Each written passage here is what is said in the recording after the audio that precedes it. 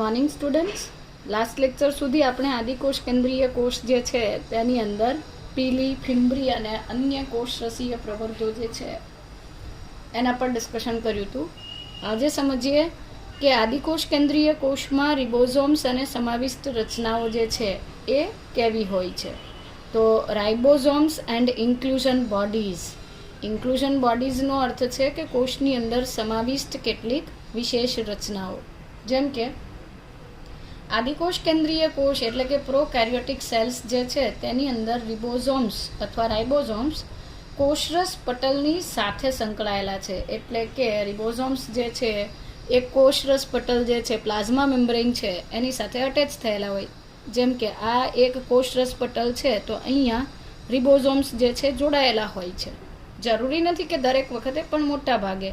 આમ છતાં કોષરસમાં મુક્ત રીતે તરતા રિબોઝોમ્સ પણ જોવા મળે છે. તો આદિકોષ કેન્દ્રીય રિબોઝોમ્સ કોષરસ પટલ સાથે સંકળાયેલા છે અને તેઓ 15 નેનોમીટરથી 20 નેનોમીટર સુધીનું કદ ધરાવે છે. નેનોમીટર એટલે તમને ખ્યાલ જ હશે કે 10⁻⁹. તો 15 નેનોમીટરથી 20 નેનોમીટર સુધીનું કદ આદિકોષ કેન્દ્રીય રિબોઝોમ્સ જે છે એમનું હોય છે. આ આદિકોષ કેન્દ્રીય રિબોઝોમ્સ જે છે એ 50S અને 30S એમ બે સબ યુનિટ, બે પેટા એકમો અથવા તો બે સબ યુનિટ જે છે એનાથી બનેલા હોય છે. તો આ જે બે પેટા એકમો છે એ બંને ભેગા મળીને 50S અને 30S ભેગા મળીને 80S થવું જોઈએ. બટ અહીંયા આપણને એવું કહેવામાં આવ્યું છે કે આ બંને પેટા એકમો એકબીજા સાથે જોડાઈને 70S પ્રકારના પ્રોકેરિયોટિક રાઇબોઝોમ્સ બનાવે છે. એટલે કે 50S અને 30S સબ યુનિટ જે છે આ બંને જોડાવાથી 70S પ્રકારના પ્રોકેરિયોટિક રિબોઝોમ્સ બને છે. હવે પ્રશ્ન એ થાય કે 50S અને 30S, લેટ્સ સે કે આ એક 50S સબ યુનિટ છે અને આ જે છે તે 30S સબ યુનિટ છે. તો લોજિકલી જોઈએ તો 50S અને 30S બંને મર્જ થવાથી આપણને સમ ટોટલ મળવું જોઈએ 80S, એટલે કે 80S પ્રકારના રાઇબોઝોમ્સ હોવા જોઈએ. બટ 70S મળે છે બિકોઝ આ 50S સબ યુનિટ જ્યારે 30S સબ યુનિટ સાથે જોડાય ત્યારે તેનો 10 સબ યુનિટ જેટલો 10S જેટલો ઘટક એ ઓવરલેપ થતો હોય છે અને એ રીઝનથી આવું જોવા મળે છે. અને એટલે જ આ 70S પ્રકારના રિબોઝોમ કહેવાય છે. અહીંયા એસનું તમે જોશો તો આ એસ જે છે એ સ્વેડબર્ગ એકમ તરીકે ઓળખાય છે.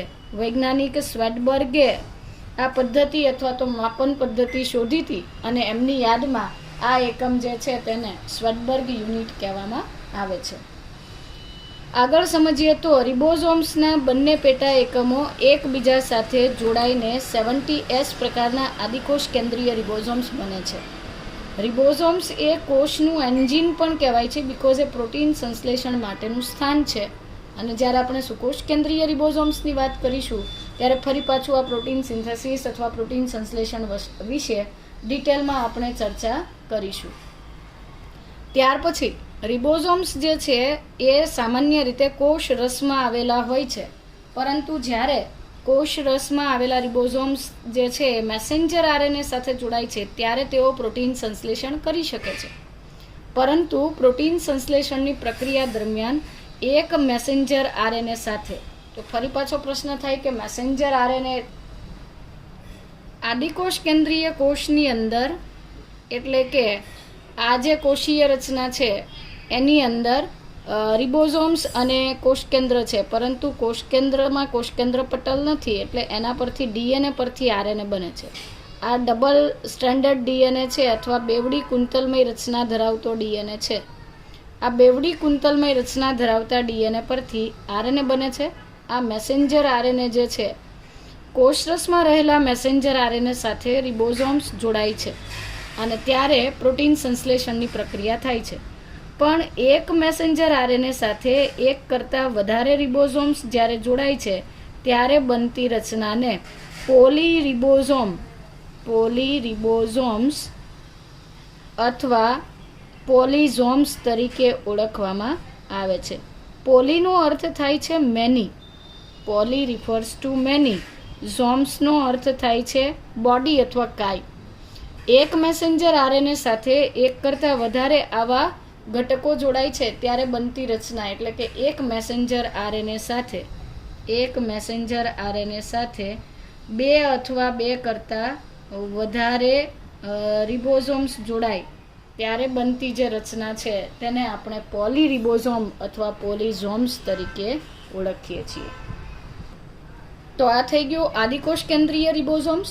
અને ભાષાંતરની પ્રક્રિયા કહેવાય છે, એટલે પ્રોટીન સંશ્લેષણનું બીજું નામ છે ટ્રાન્સલેશન અથવા ભાષાંતર દ્વારા મેસેન્જર આરએનએની મદદથી રિબોઝોમ્સ એ પ્રોટીન બનાવવાની પ્રક્રિયા કરે છે.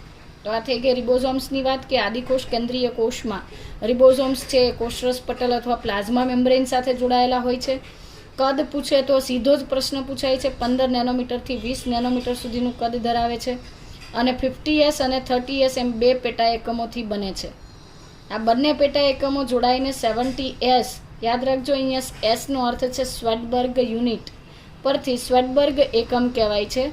તો 70S અથવા આદિકોષ કેન્દ્રીય રિબોઝોમ્સ જે છે એ બને છે.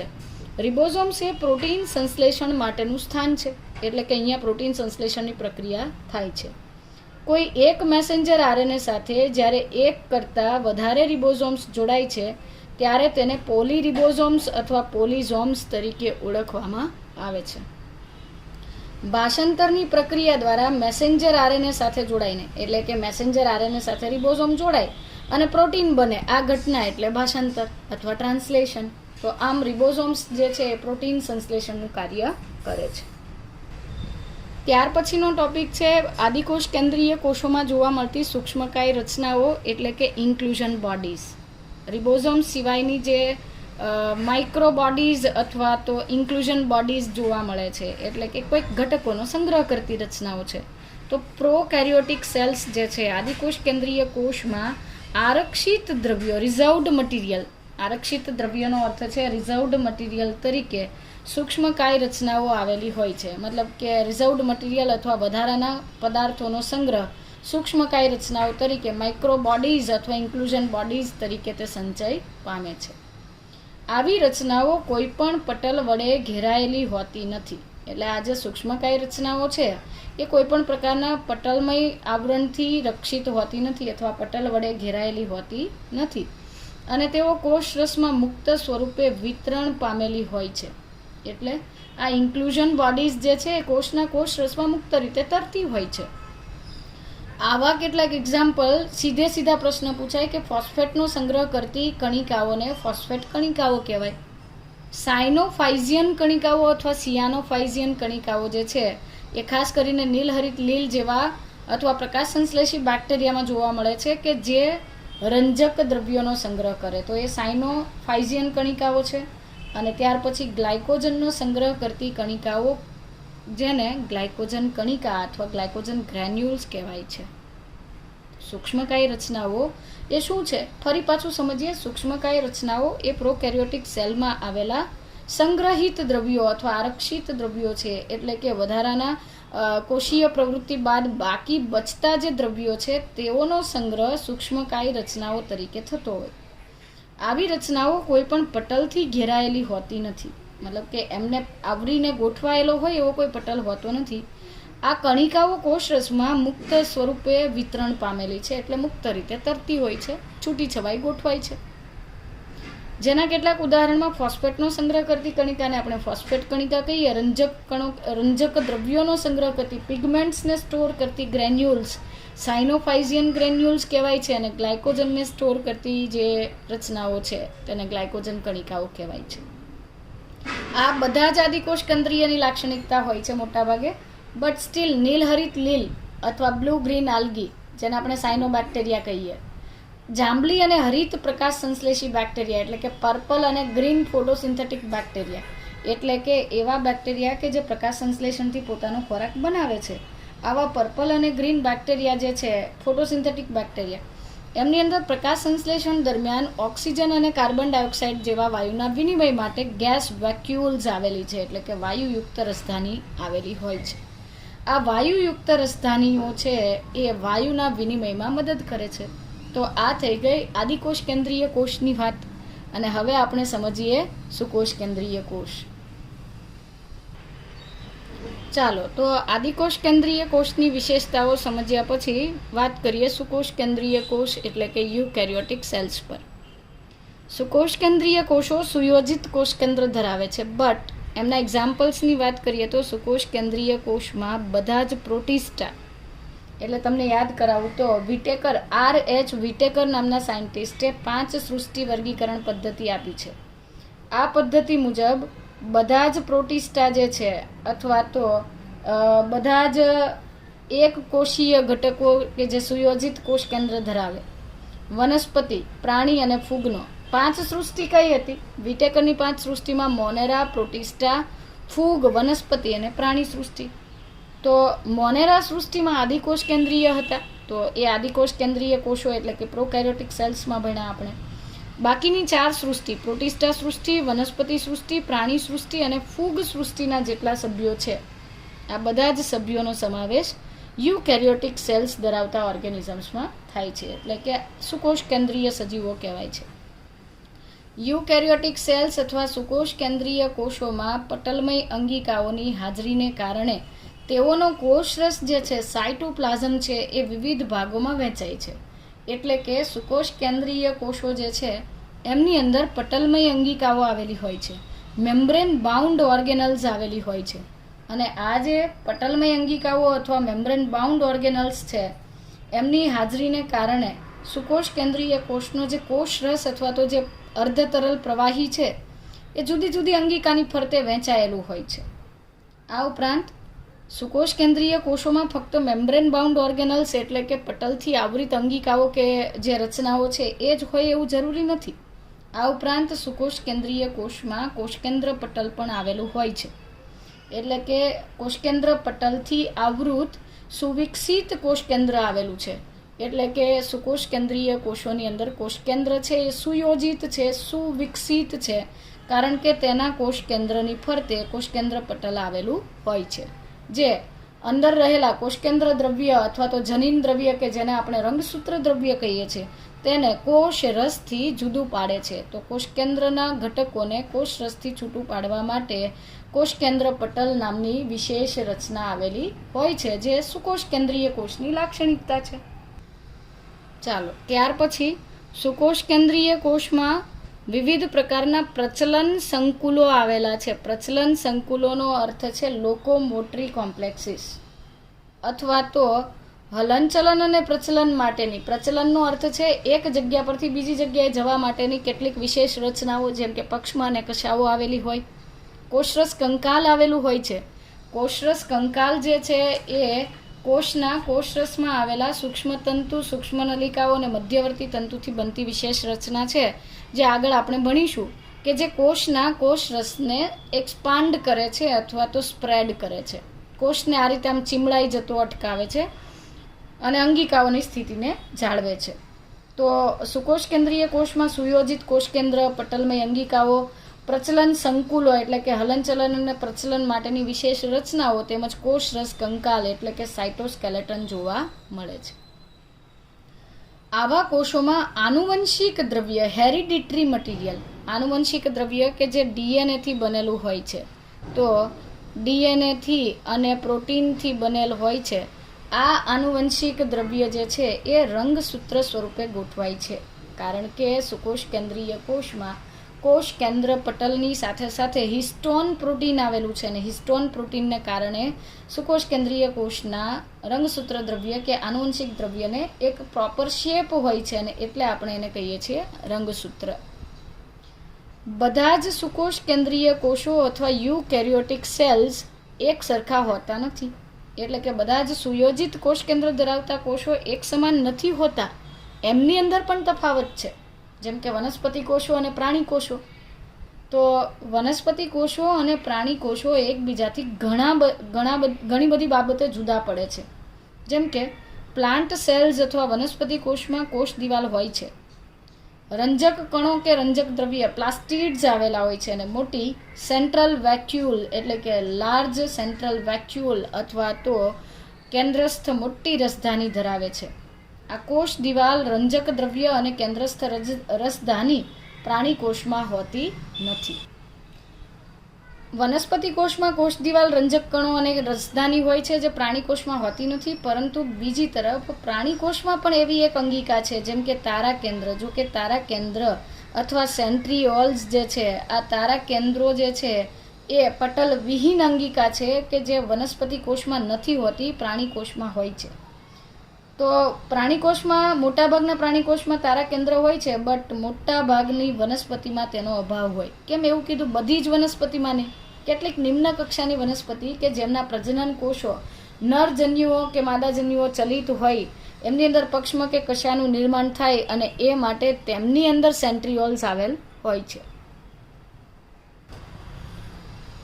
તો આદિકોષ કેન્દ્રીય કોષો પછી આપણે સુકોષ કેન્દ્રીય કોષમાં એટલું સમજ્યા કે બધા કોષો સરખા નથી. તો હવે સમજીએ કે વનસ્પતિ કોષો પ્રાણી કોષોથી કઈ બાબતે જુદા પડે છે. તો વનસ્પતિ કોષો છે પ્રાણી કોષોની કમ્પેરિઝનમાં પ્રમાણમાં મોટા હોય છે, એટલે કે કદની દ્રષ્ટિએ વનસ્પતિ કોષો મોટા છે, જ્યારે પ્રાણી કોષો છે એ પ્રમાણમાં નાના છે, એટલે કે કદમાં નાના હોય છે. વનસ્પતિ કોષમાં કોષરસ પટલ ઉપરાંત કોષ દિવાલ હોય છે અને બે કોષ દિવાલની વચ્ચે મિડલ લેમેલા એટલે કે મધ્ય પટલ હાજર હોય છે. અને આ મધ્ય પટલ calcium carbonate, magnesium carbonate, calcium phosphate વગેરે ક્ષારો અને પેક્ટિનથી બનેલો હોય, જે સ્થિતિસ્થાપક છે થોડે અંશે. તો વારંવાર પૂછાતો પ્રશ્ન છે કે મધ્ય પટલ શેનાથી બનેલો છે? તો કેલ્શિયમ કાર્બોનેટ અથવા કેલ્શિયમ પેક્ટેટથી બનેલો છે એવું કહેવાય છે, પેક્ટિન અને કેલ્શિયમ કાર્બોનેટથી. વનસ્પતિ કોષમાં કોષ દિવાલની વચ્ચે મધ્ય પટલ હોય છે. પ્રાણી કોષમાં કોષ દિવાલ છે જ નહીં, તો મધ્ય પટલ પણ હોતો નથી. વનસ્પતિ કોષમાં આ ક્રમિક કોષોની વચ્ચે દ્રવ્યોના હેરફેર માટે કોષરસ તંતુ આવેલા હોય છે. જેમ કે આ એક વનસ્પતિ કોષ છે તો એનો મધ્ય પટલ સળંગ નથી હોતો, ત્રુટક હોય છે.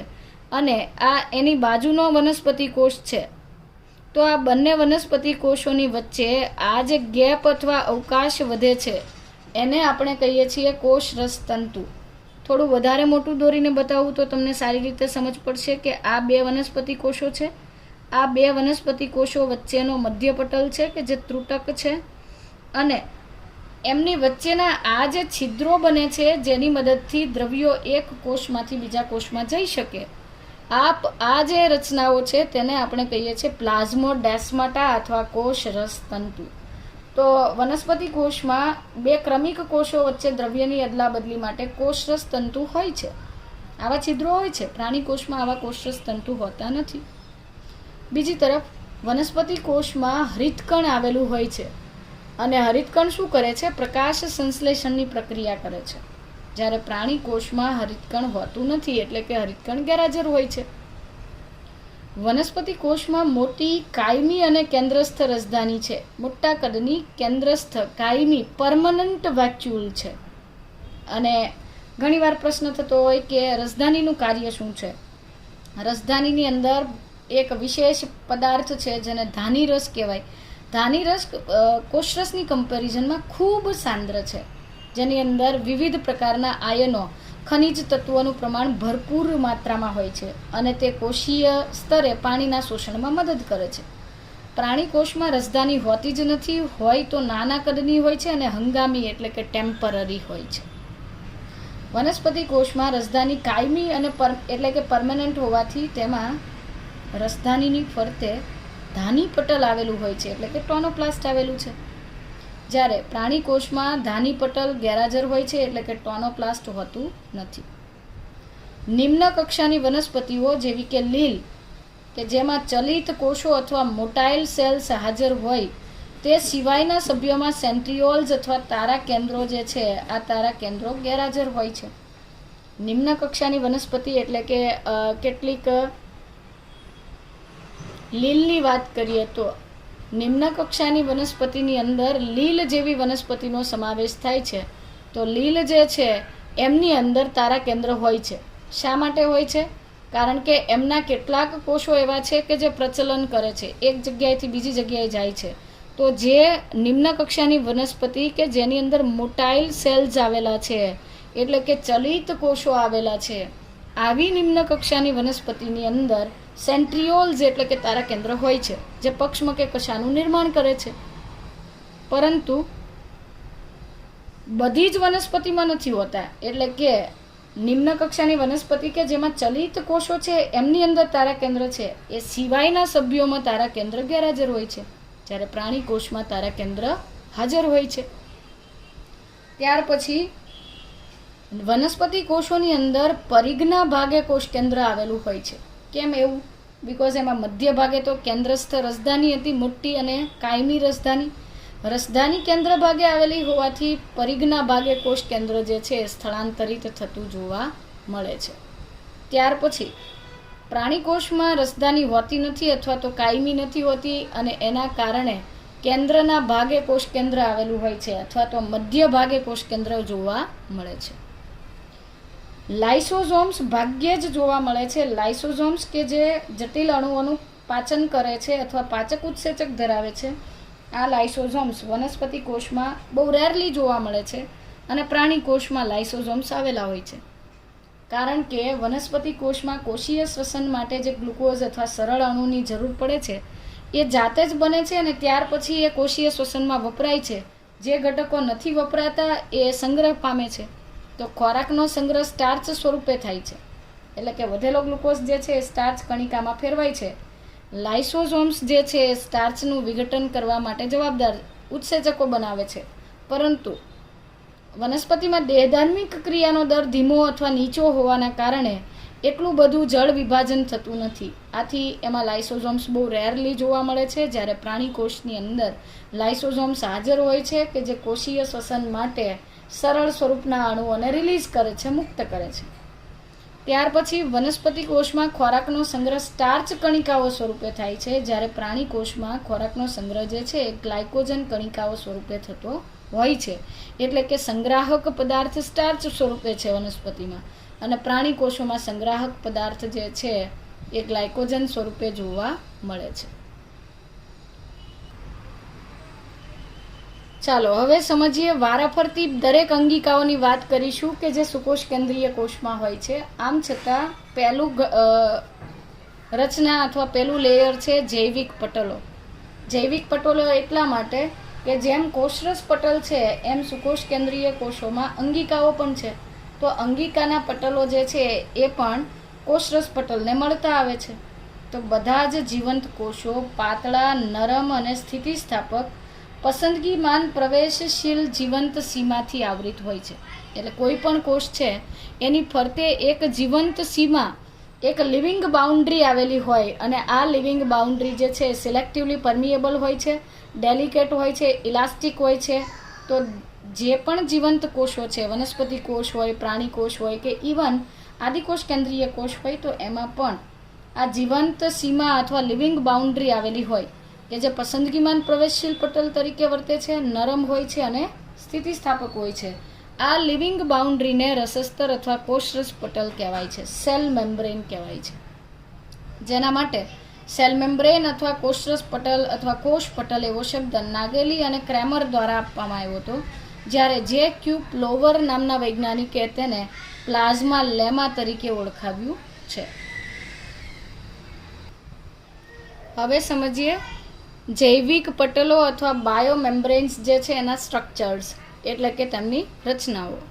જૈવિક પટલો અથવા બાયોમેમ્બ્રેન્સ જે છે એની રચના વિશેની વાત કરીએ તો સેન્ડવિચ અથવા ટ્રાયલેમેલર, એટલે આ જે જૈવિક પટલ છે એને અલગ અલગ વૈજ્ઞાનિકોએ પોતપોતાની રીતે સમજાવવા પ્રયત્ન કર્યો હતો. તો શરૂઆતમાં સૌથી પહેલાં ડેવસન અને ડેનિયલી નામના વૈજ્ઞાનિકે 1935માં કોષરસ પટલની રચના સમજાવતું સેન્ડવિચ મોડેલ આપ્યું અથવા ટ્રાયલેમેલર મોડેલ આપ્યું. સેન્ડવિચ મોડેલ મુજબ જેમ સેન્ડવિચમાં બે બ્રેડની વચ્ચે કંઈક ખાદ્ય પદાર્થો વચ્ચે દબાતા હોય, એમ ડેવસન અને ડેનિયલીએ એવું રજૂઆત કરી કે રસસ્તર 3 સ્તરોથી બનેલું છે. ટ્રાયલેમેલર, લેમેલાનો અર્થ થાય પટલ, 3 સ્તર, ટ્રાય એટલે ત્રિસ્તરીય. તો તેમના મત મુજબ રસસ્તર ટ્રાયલેમેલર છે, 3 સ્તરોથી બનેલું છે, જેમાં લિપિડનું દ્વિઆણ્વીય સ્તર બાયમોલેક્યુલર, બાયોમોલેક્યુલ નથી, બાયમોલેક્યુલર છે. બાયો એટલે જૈવિક અને મોલેક્યુલ એટલે અણુ, એ અલગ શબ્દ છે. અહીંયા બાય એટલે 2 અથવા દ્વિ અને મોલેક્યુલ્સ એટલે અણુઓ. તો આ રચના મુજબ લિપિડનું દ્વિસ્તરીય પટલ અથવા દ્વિઆણવીય સ્તર એ પ્રોટીનના બે સળંગ સ્તરોની વચ્ચે સેન્ડવિચ થયેલું છે. અને દેવસન અને ડેનિયલીના મત મુજબ પ્રોટીનના બે સ્તરો 20 એંગસ્ટ્રોમ જેટલી જાડાઈ ધરાવે છે. તો 20 + 20 એટલે 40 થશે. તો બે પ્રોટીન સ્તરો છે અને પ્રોટીનના બંને સ્તરો 20 એંગસ્ટ્રોમ જેટલી જાડાઈ ધરાવે છે. અને લિપિડનું દ્વિસ્તર જે છે એ 35 એંગસ્ટ્રોમ જેટલી જાડાઈ ધરાવે છે. તો ટોટલ થશે 75 એંગસ્ટ્રોમ જેટલી જાડાઈ. પ્રોટીન, લિપિડ અને પ્રોટીન.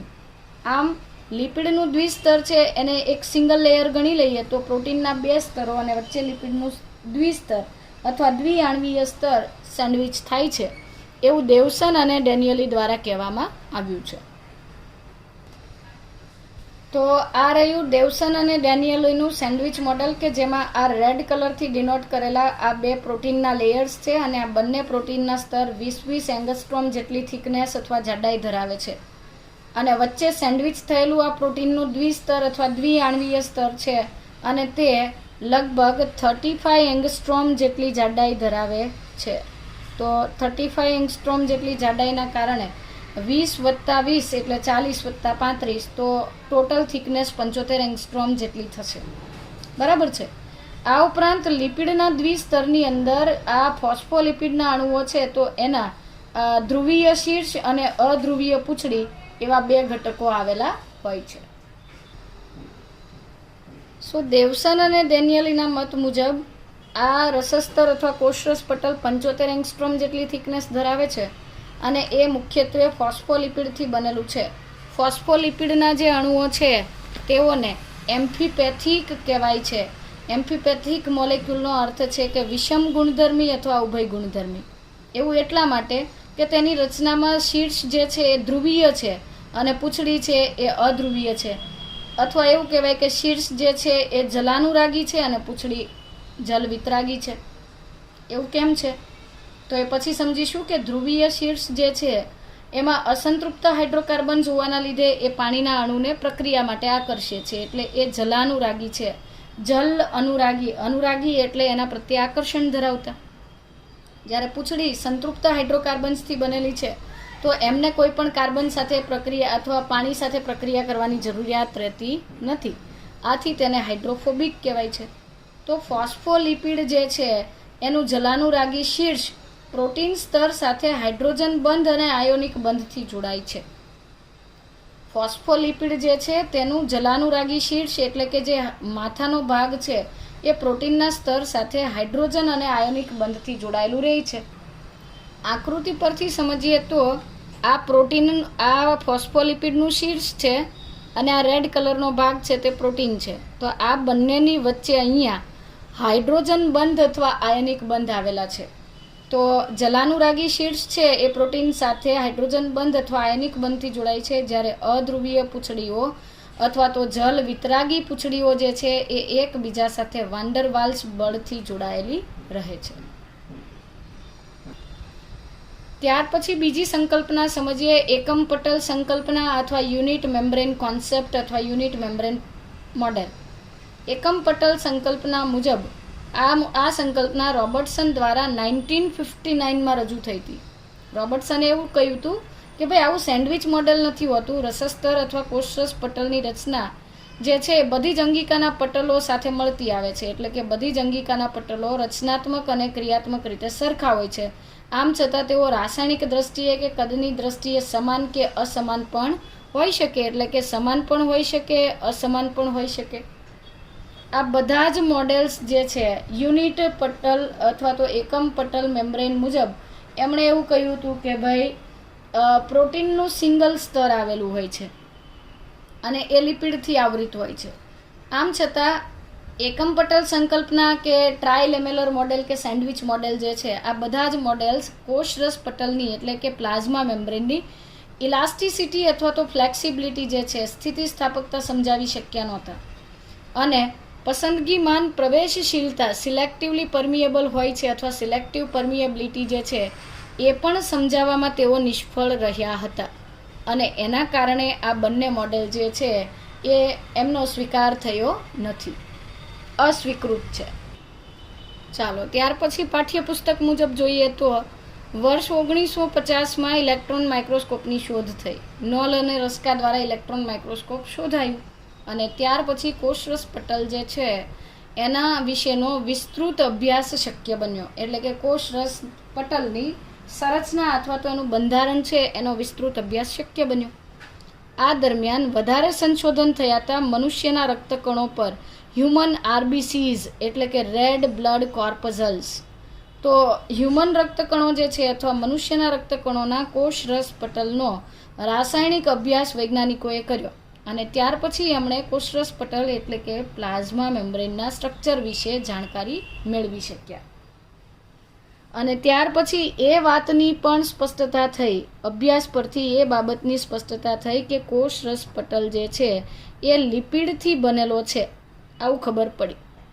અને લિપિડનો દ્વિસ્તર જે છે એટલે કે લિપિડના અણુઓ બાય લેયરમાં 2 સ્તરમાં ગોઠવાયેલા હોય છે. બાય લેયરમાં ગોઠવાયેલા લિપિડના અણુઓ પટલમાં એવી રીતે ગોઠવાયેલા હોય છે કે જેમાં ધ્રુવીય શીર્ષ બહારની તરફ, જ્યારે જલ વિતરાગી પૂંછડી એટલે કે હાઇડ્રોફોબિક ટેલ જે છે એ અંદરની તરફ ગોઠવાયેલી હોય છે. આકૃતિ પરથી સ્પષ્ટપણે જોઈ શકાય કે આ ધ્રુવીય શીર્ષ જે છે રસસ્તરની રચનામાં ફોસ્ફોલિપિડનું ધ્રુવીય શીર્ષ એટલે કે જલાનુરાગી શીર્ષ જે છે હાઇડ્રોફિલિક જે હેડ છે એ બહારની તરફ રહી છે અને અધ્રુવીય પૂંછડીઓ જે છે આ અધ્રુવીય પૂંછડી અથવા હાઇડ્રોફોબિક પૂંછડીઓ જે છે, અધ્રુવીય પૂંછડી અથવા હાઇડ્રોફોબિક ટેલ્સ જે છે, આ હાઇડ્રોફોબિક ટેલ્સ એ જલીય પર્યાવરણથી સુરક્ષિત રહે છે, અંદરની તરફ ગોઠવાય છે. તો પૂંછડીઓ અંદરની તરફ ગોઠવાય છે અને શીર્ષના ભાગ જે છે એ બહારની તરફ ગોઠવાયેલા રહે છે.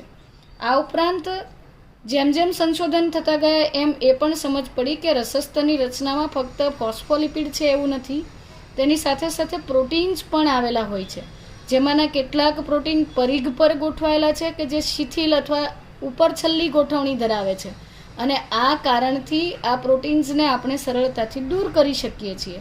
જ્યારે ધ્રુવીય શીર્ષ જે છે એની અને અધ્રુવીય પૂંછડીની બંનેની સળંગ લંબાઈની વચ્ચે કેટલાક પ્રોટીન્સ ખૂપેલા હોય છે, જેને અંતર્ગત પ્રોટીન અથવા તો ઇન્ટિગ્રલ પ્રોટીન કે ઇન્ટ્રિન્સિક પ્રોટીન્સ કહેવાય છે. આ અંતર્ગત કે ઇન્ટ્રિન્સિક પ્રોટીન્સ જે છે એ આરપાર ખૂંપેલા હોવાથી એમને સરળતાથી દૂર કરી શકાતા નથી. તો ફરીથી સમજીએ, આ અભ્યાસ જેમ જેમ આગળ વધ્યો એમ ખબર પડી કે રસસ્તર એટલે કે કોષરસ પટલ લિપિડથી બનેલું હોય છે અને જે દ્વિસ્તરમાં ગોઠવાયેલા લિપિડ જે છે પટલમાં અથવા તો દ્વિસ્તર જે છે પટલમાં એવી રીતે ગોઠવાય છે કે જેથી કરીને ધ્રુવીય શીર્ષ અથવા તો પોલાર હેડ કે હાઇડ્રોફિલિક હેડ છે બહારની તરફ, જ્યારે જલ વિતરાગી અથવા અધ્રુવીય પૂંછડી હાઇડ્રોફોબિક ટેલ અંદરની તરફ રહી છે. આનાથી સ્પષ્ટ થાય છે કે પૂંછડી અને શીર્ષ એક હાઇડ્રોફિલિક અને એક હાઇડ્રોફોબિક એટલે વિરોધાભાસી કેમ છે. સ્પષ્ટ થાય છે કે સંતૃપ્ત હાઇડ્રોકાર્બનથી બનેલી, સેચ્યુરેટેડ હાઇડ્રોકાર્બન્સથી બનેલી જે અધ્રુવીય પૂંછડી એ નોન પોલાર છે, એ જલકૃત પર્યાવરણથી રક્ષિત રહી છે. એટલે કે એ જલીય પર્યાવરણથી સુરક્ષિત રહી છે, કારણ કે જે જગ્યાએ જલીય પર્યાવરણ છે ત્યાં તો શીર્ષના અણુ ગોઠવાય છે, પૂંછડીના સંપર્કમાં જલીય પર્યાવરણ આવતું નથી. મુખ્યત્વે પટલમાં જોવા મળતા લિપિડનો ઘટક ફોસ્ફોગ્લિસરાઇડથી બનેલ હોય છે. એટલે કે રસસ્તરના બંધારણમાં રહેલા મુખ્ય ઘટકો લિપિડ છે અને લિપિડમાં પણ મુખ્ય લિપિડનો પ્રકાર છે ફોસ્ફોગ્લિસરાઇડ્સ. ત્યાર પછીના બાયોકેમિકલ સંશોધનથી સ્પષ્ટ થયું અથવા ત્યાર પછીના રાસાયણિક સંશોધનો પરથી સ્પષ્ટ થયું કે કોષરસ પટલમાં લિપિડ ઉપરાંત પ્રોટીન અને કાર્બોદિત પણ હોય છે. તો જુદા જુદા કોષમાં લિપિડ અને પ્રોટીનનું પ્રમાણ જુદું હોય છે. ફોર એક્ઝામ્પલ, મનુષ્યના રક્તકણો અથવા રેડ બ્લડ કોર્પઝલ્સના કોષરસ પટલમાં લગભગ 52% જેટલા પ્રોટીન્સ અને 40% જેટલું લિપિડ આવેલું હોય છે. તો લિપિડની અંદર ધ્રુવીય શીર્ષ બહાર હોય છે, અધ્રુવીય પૂંછડી અંદર હોય છે. પરંતુ પ્રોટીનના પ્રકાર સમજીએ તો રસસ્તરમાં આવેલા પ્રોટીનને અલગીકૃત કરવાની ક્ષમતાને આધારે બે પ્રકાર હોય, અંતર્ગત પ્રોટીન અને પરિઘીય પ્રોટીન. અંતર્ગત પ્રોટીન જે છે એ એવા પ્રોટીન જે છે કે જે ઊંડે સુધી ખૂંપેલા છે પટલમાં, તેઓને સરળતાથી દૂર કરી શકાતા નથી. જ્યારે પરિઘીય પ્રોટીન જે છે એ ઉપર છલ્લી ગોઠવણી ધરાવતા હોય, શિથિલ ગોઠવણી ધરાવતા હોવાના લીધે આ પરિઘીય અથવા પેરિફેરલ પ્રોટીન્સને સરળતાથી દૂર કરી શકાય છે. તો પરિઘીય પ્રોટીન્સ પટલની બાહ્ય સપાટી પર આવેલા હોય છે અને તેઓ ઉપર છલ્લી ગોઠવણી ધરાવે છે તો સરળતાથી દૂર થાય છે. જ્યારે અંતર્ગત પ્રોટીન પટલમાં અંશતઃ કે સંપૂર્ણપણે ખૂંપેલા હોય છે. તો અંશતઃ ખૂંપેલા હોય અને સંપૂર્ણ ખૂંપેલા હોય, પણ પરિઘીય પ્રોટીન તો ઉપર છલ્લા હોય છે તો એ સરળતાથી દૂર થાય છે. જ્યારે જે ખૂંપેલા પ્રોટીન છે તેઓ સરળતાથી દૂર થઈ શકતા નથી. ત્યાર પછી રસસ્તર અથવા કોષરસ પટલને સમજાવતું સર્વસ્વીકૃત મોડેલ જે ફ્લુઇડ મોઝેઇક મોડેલ છે એ 1972માં સિંગર અને નિકોલસન નામના સાયન્ટિસ્ટે આપ્યું છે.